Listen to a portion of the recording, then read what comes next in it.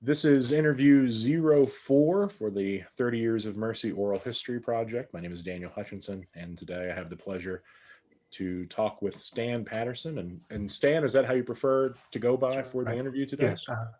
Great. Yes. Um, if you could tell us a little bit about your background and your story before you became a part of this experience of the House of Mercy. Okay. I I went to House of Mercy in 1982. I had been involved in a federal health planning organization and had been involved with some of the people from Mercy Hospital, and the uh, I got to know a lot of folks there, and went to Mercy Hospital as vice president of planning. And I worked at Mercy Hospital, I guess, from 1982 until 1995 when it was merged with Carolina's healthcare system, and then worked another couple of years over at Carolina's healthcare. But before that, the sale of the hospital took place, I got to know one of the ER physicians at Mercy who developed AIDS, and we were good friends. And I remember having to talk to him about leaving work because at that time had it become known that we had an ER physician with AIDS, it would have been pretty, you know, pretty difficult for the hospital. He understood. It was difficult for him to hear it, but we worked through that. And I remember visiting him at home, I began to humanize what AIDS meant. And so later on, he did pass away. He was involved in the start of House of Mercy, I think. And then when I left Carolina's Medical Center, I got a call, I guess, a couple of days after I had finished my work there, and it was Sister Rosalind Coe was calling with Sister Mary Jones Bradley, and they were asking me if I would be interested in coming to House of Mercy for maybe 6 weeks to a couple of months to deal with some management issues they were having there, just to kind of settle things down. And I said sure, and so I came on out, and 21 years later, I retired from House of Mercy, so it was quite a different stint than I had originally imagined. But that's how I came to know it. I knew the Sisters of Mercy, I thought a lot of them, and I thought it was an interesting opportunity to work with an organization that the values I felt very comfortable with, and so that's how I got involved. Thank you. Um, in in coming to the house for the first time, as it was, I guess, getting under operation and getting going, do you have any initial impressions of your experiences and seeing the house, or people you met in that first interaction that sort of gave you a sense of the house and its and what you thought of it? Yeah, I came to my first interaction with the house was actually coming to the board meeting when I was selected to be the CEO. And of course, I knew some of the people on the board, but I'd never really been down to the residence. The board meetings were held at a different location, and the administrative offices were at a different location than the actual residence where people stayed.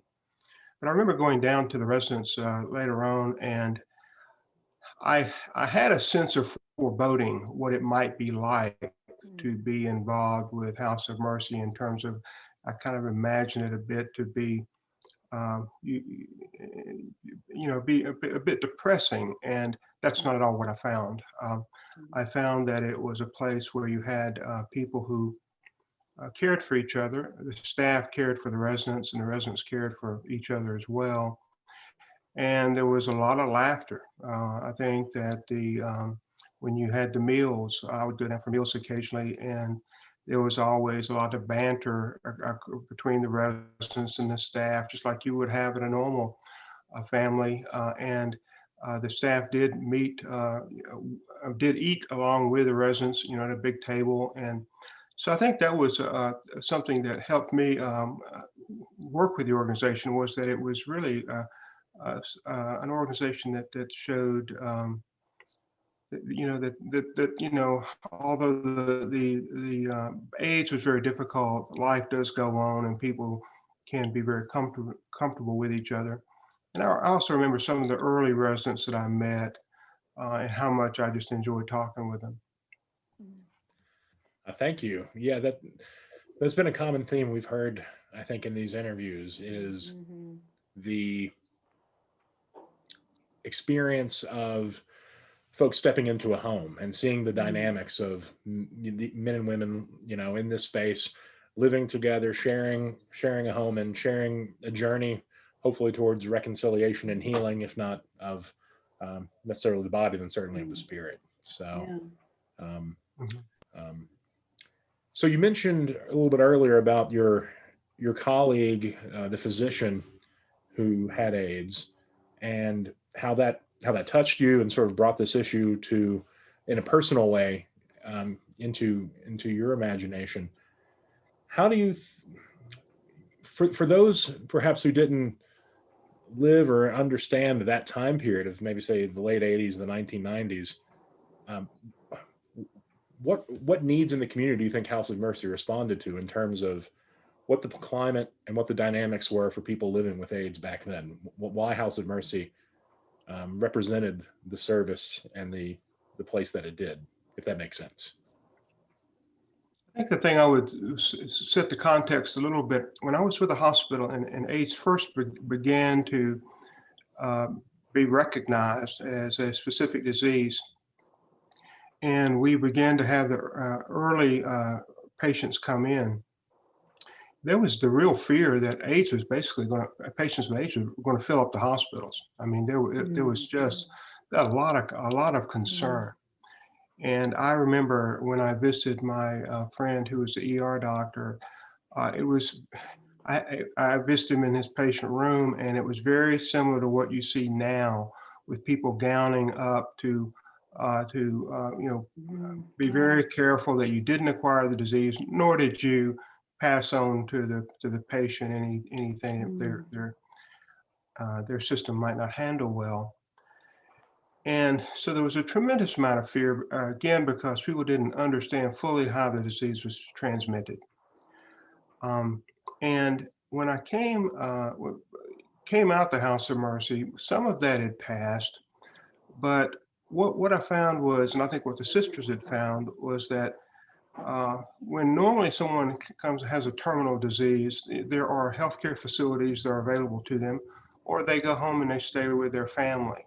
And I'm sure that happened for a number of people with AIDS, but a number of families were not set up, were not educated sufficiently, and just were so fearful of the disease that the people who were, had a prognosis that, death, that they didn't have anywhere to go. And House of Mercy was created both, I think, to provide what medical care could be provided, but also a place to live, and also in a context of being spiritually nourishing and psychologically accepting. Uh, but it was both a medical issue and just a housing issue at that time, and I think the sisters stepped in to help in that regard.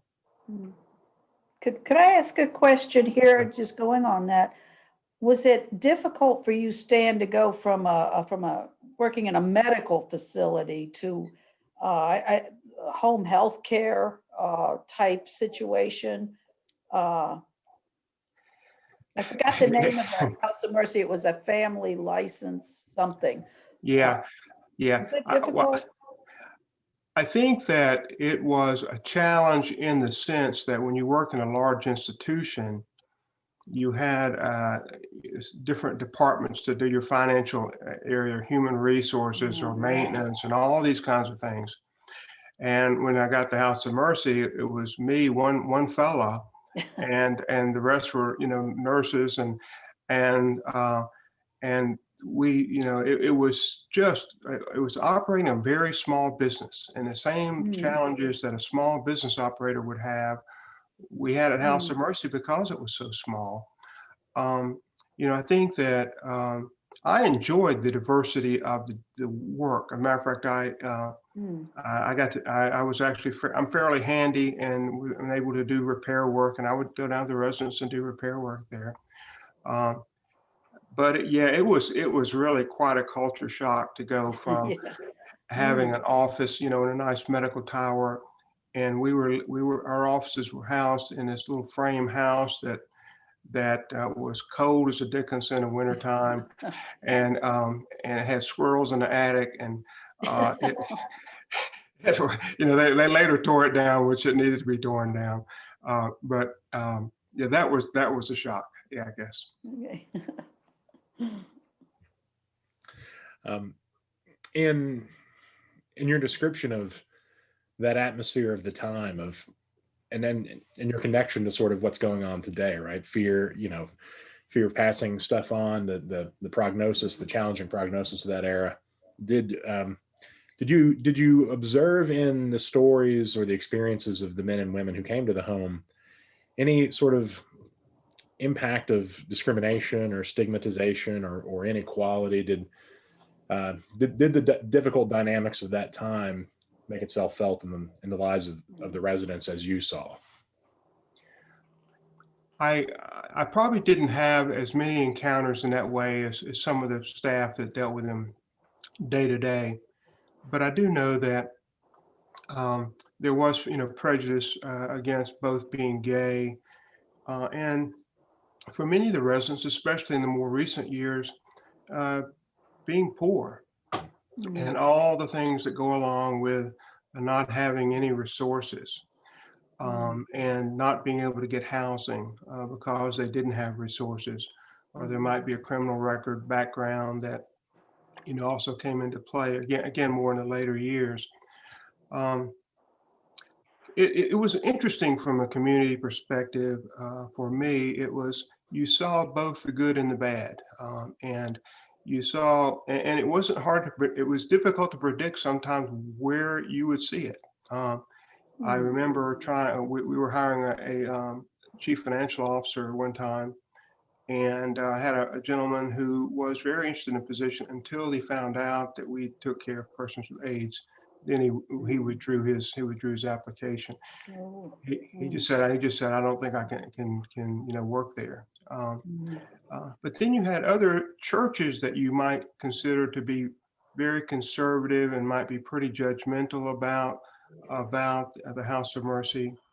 And I think they kind of viewed it as kind of a stretch opportunity for their participants. Was, mm, let's support House of Mercy financially and sometimes volunteering or working on mm, fundraisers. mm, And so it presented a kind of a challenge in certain ways that was a good challenge, I think, to help people in their own spiritual development in terms of the mm, supporters of the ministry. Um, but I mm, think that the residents themselves, many of them just had very difficult lives to start with. I mean, if they hadn't had AIDS, life would have still been difficult for them. It was just kind of the latest mm, insult that they had to experience. mm. Yeah. Mm, Thank you. In in your work and reaching out to the community and trying to build support, build fundraising, and interacting to try to carry out your mission and the house's mission, what were the greatest challenges or opportunities in doing that work of connecting with the public? I think that the challenges were in a couple of categories. I think there were, in one area, they were the normal challenges of running a small organization, a mm, small nonprofit, where you did have to fundraise a good deal, and just operate and deal with personnel issues that are always a challenge. And, many organizations, we certainly had them in House of Mercy too, but so there was that category of challenges. But I think the more difficult one for me was dealing with residents who had comorbidities like substance abuse or mental health challenges, maybe all three with AIDS, Mm, and where they just could not get past their substance addiction, and I had to discharge them to the street. mm, And I think that that I mm, will always have that memory. mm, How mhm, difficult. So yeah. I think that and even and when I say that to the street, I mean we would try to link them up with other organizations, but many times they had already burned all those bridges. Yeah. Organizations would have just Mhm, wouldn't accept them back, and you were kind of faced in with the issue of will you allow substances to come into the facility that are bad for everybody's there. We had so many residents who had that as history, or do you just say, we can't allow it, and that's really a difficult issue. So that's the mhm, biggest challenge I think I dealt with. In addition to the normal ones of raising money. mm, mhm. Um, I know the work was filled with many challenges. What joys did this position bring? What in what ways did you see your work contributing to the the restoration of health of the residents there, as well as for the larger community? What are some of the things you take great pride in from your service at House of Mercy? Well, I think House of Mercy, working there, had a lot of joys. And I think the obvious ones would be when the new medications came in and people were Mm, able to get stabilized, and some of them were able to return to the community. You could see, you knew that without House of Mercy and without the great clinical staff that was there, they would not be with us. mm, And to see them be discharged, to see their families come mm, get them, or help them set up, there was a lot of joy associated with that. But there was also, I think, joy in the context of knowing that um, when the person came to House of Mercy, even if they were going to die at House of Mercy, it was going to be a so much better experience at House of Mercy than it would be at anywhere mm, else. mm, And I think that mm, residents knew, many of them knew that. And so just to have a place where, especially those who didn't have family, the House of Mercy staff became their family. So I think that there was a lot of satisfaction that came from helping people who, although they were going to die, it was going to be as good as it could be. mm, yeah. Yeah, that sense of dignity is so important, and I'm I think that is an important part of the house's story. Yeah. Um, that moment in the, I guess, late '90s, or that moment when these new drugs, these new therapies came in and really changed the medical prognosis for those with AIDS. I know it didn't happen all at once, but was there a sense of real excitement, of real opportunity, of real change? I mean, did that sort of develop slowly, or what was that atmosphere of that time like when it seemed like the nature of living with this disease might change? It was interesting, and I remember that when the early years I was there, and I can't remember exactly what year we were doing this, but at one point we had about 25 people on the waiting list to get into House of Mercy, and by the time you would get to many of them, they would already have passed. Mm, And so we developed a strategic plan to expand. We had building plans developed. We had gone out and begun to secure funds for expansion of House of Mercy. And all of a sudden, our demand just began to drop significantly. yeah. And the Mm, board was faced with, well, what do we do? And we kind of said, let's hold off a little bit to see where things go. And history's shown that holding off was a good decision because demand did drop dramatically from what it had been due to the new medications. The medications were so much better than what we had had previously. So that was I saw that, firsthand, that it really dramatically affected what we were trying, what we were doing. And I think from whether it was, I don't know if joyful was the right word, because we were of course very happy about it.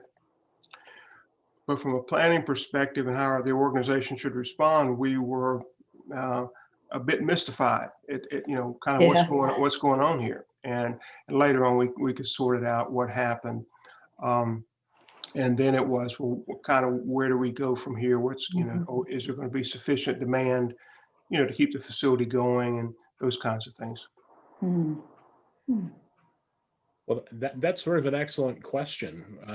The future of House of Mercy.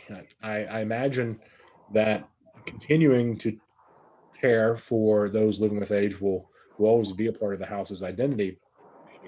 But obviously, the disease, its prognosis, its treatment, that maybe the demographics involved have changed over the last 30 years. Um, I know the future is always difficult to predict, but where might you see the House of Mercy as it looks towards the future in sort of carrying out the tradition and mission that it's had? Where might there be opportunities, or where could you see the House of Mercy fulfilling that same need it had when it was founded 30 years ago? Um, when I look at House of Mercy, what I see is this sister stepping up to deal with a specific medical issue and housing issue. Um, and and I think it was a courageous thing for the sisters to do. Um, but if I look for the future of House of Mercy, you can look across the country, and many facilities like House of Mercy have closed up. They've closed specifically because medications have gotten so much better that Hmm. the need for residential facilities that are specific to a particular disease entity, like AIDS, are not needed as much. From my business perspective, I look at it almost in the sense of a product life cycle. And we used to have hospitals devoted to tuberculosis. We don't have that so much anymore, if at all. And we used to have hospitals devoted to specific diseases, and many of those have gone their way. I think that with the effectiveness of the medications, that there's going to be less and less demand from a disease perspective for a House of Mercy. I think that uh, whether House of Mercy can evolve into a facility that cares for persons who may not have AIDS, who may have other chronic conditions, um, uh, that's to be seen. Or is it the kind of thing where you say, we've done from a sister's perspective, we've done a great job. We stepped up when it was really needed. Uh, but the medical care has changed, and we want to now deploy our resources to other things. I think it's a perfectly defensible way to go. And I think the other thing is that we don't really set up facilities so that cancer patients can live all together, or diabetic patients can live all together, because people don't want to live that way. They want to live in a community. And so I think that those are going to be difficult issues, I think, for the board and the sisters to deal with. And I would just end with that. That's my assessment. Yeah. If I could, yeah, do you see any perhaps non-medical needs the House of Mercy could meet if they went to a total non-medical type of ministry? Uh, Homeless shelter or I don't know. yeah, the challenge is that House of Mercy is too small to be efficient in terms of almost any service. I mean, it can be a residential group home. and something like that. Yeah, you can see a Mm. residential group home. And I mean, it could be, following the model of Holy Angels or something in that area. Mm. So it would be non-medical, but so it would have to be, in my view, something that would not be really expensive to operate, because you can only spread the cost over a 6-bed facility. And Mm. and so that's the difficulty, is that when it was medical, in a sense that you could get resources, because medicine always costs more than anything else. But when you go non-medical, then you have to refigure how your costs are going to be. And so, I wish I had a better answer than that, but that's honestly the way I see it. Yeah, it's a tough question. Yeah, it is. It's the whole future of the house, very tough. It is. And when I saw the question on your sheet, I thought, well, they may not they may not want to include my response in anything. So I think that's why we're asking it. We want to, I think we're looking for people who have had experience with the house, can we get wisdom from you folks? What direction should we go in, or they go in? yeah, yeah. Well, I tell you, sister, the amount of money that goes into House of Mercy, both from the sisters and from the community, if you break it out on a per patient basis or whatever, it's an extraordinary cost. Mm. And I have to come at it from the perspective of all the nonprofits in the community and in the world that need assistance. Is this the best way to deploy the resources? So, Yeah. In regards to the Sisters of Mercy, in your time working with them and supporting this endeavor, what general impressions or reactions did you have concerning their vision and their support for the house? well, I think I wasn't there when the house first got started. So some of the history I'm depending on Sister Rosalind Pico, which she would tell me the story many times, so I almost know it by heart. But she said that at one of the meetings the sisters had, that someone stood up and said, "What are we going to do to help in the area of AIDS?" And this was when it was really, really bad. And they put together a planning committee and then came up with the idea of creating House of Mercy. And at that time, before the sale of the hospitals, the sisters, as I understand it, didn't have a lot of resources. I mean, when I first came out there, they were still doing the bake sales and all that kind of thing to bring in money. But even despite that, they committed several $100,000 to open House of Mercy and to respond to that need. I really do think that was a courageous thing that they did, and really commendable, and it served a real need at the time. So I think I really have a lot of respect for that decision-making process.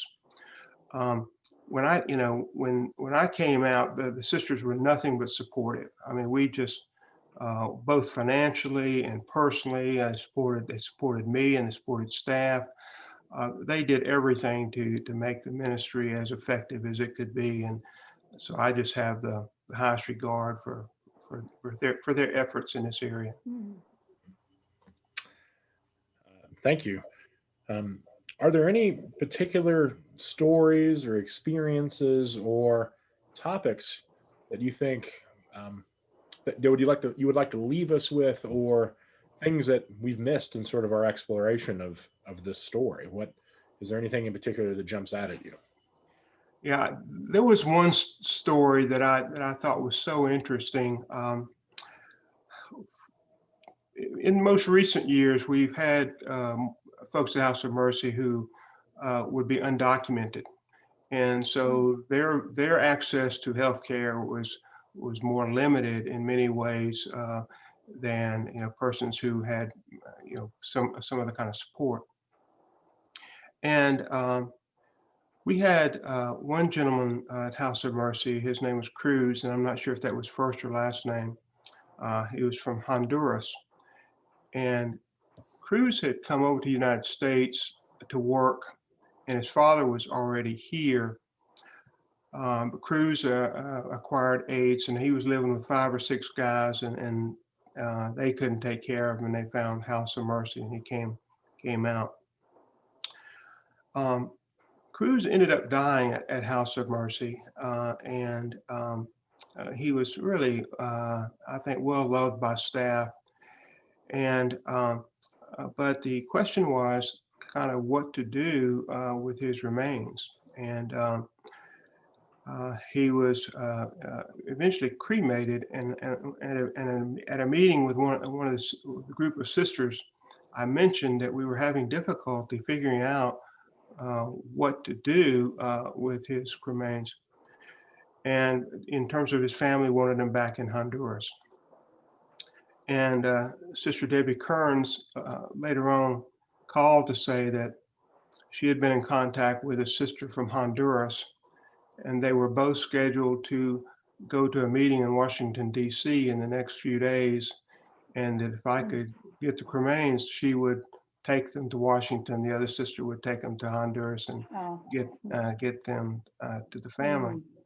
And I ended up meeting Cruz's dad at a Bojangles and parking lot, and he gave me the box of cremains, and we hugged, and I brought him back to Sister Debbie, and they did get to the family in Honduras.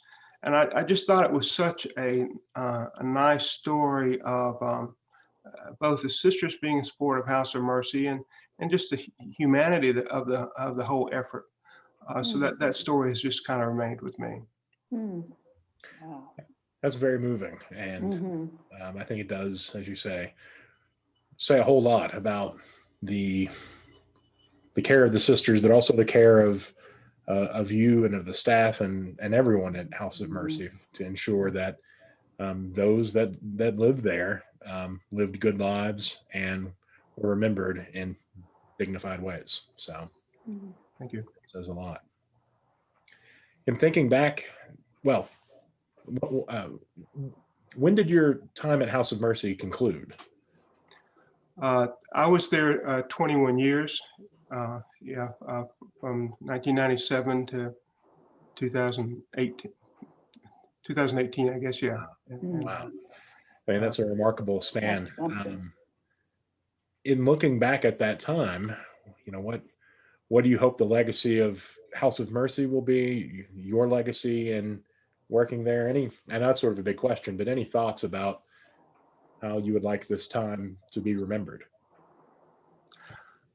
I think House of Mercy was the result of a very courageous decision by the sisters to respond to a community need, and not necessarily a response that a lot of other people would have thought was a great thing to do. Working with persons with AIDS.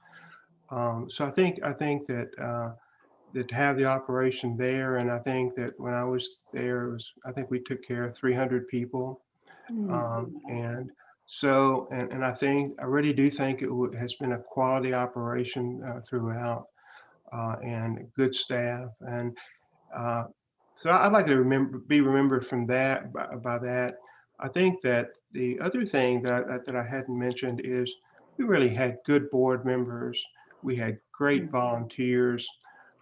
That the ministry just couldn't have functioned without all that community support, and that's so I think it was a really good response to what was a community need, and the response to the 300 or so people that needed services. Yeah. Could I ask another? How did the House of Mercy experience 21 years change you as a human being, or what was its impact on you personally? I think that I was thinking about that question, and in some funny ways, I think that my own exposure to the gay community was pretty limited. Working at the hospital and school.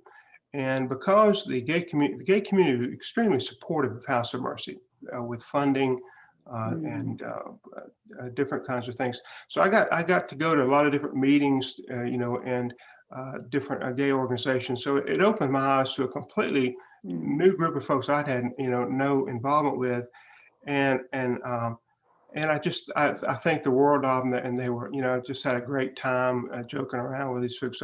So I think it opened my eyes to a part of the community that I just didn't have a lot of awareness of.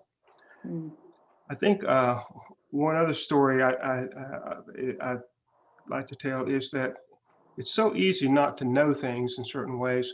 I remember going down to the residence one day for lunch, and one of the residents asked me, he said, was I aware that one of the TVs had gone out in one of the residence rooms? And I said, yeah, I'd heard that the TV wasn't working. And he said, are you going to get another TV? And I said, yeah, sure, we'll get a replacement. And he asked me, so what pawn shop are you going to? And, and Wow. it hadn't entered my mind to go to pawn shop. I was going to go to the store and buy one. And it just brought back that the life experiences of our residents was so different than the life experience I've had. And so there's been a bit of an awareness, more awareness than I would have had I not had House of Mercy. Yeah. Wow.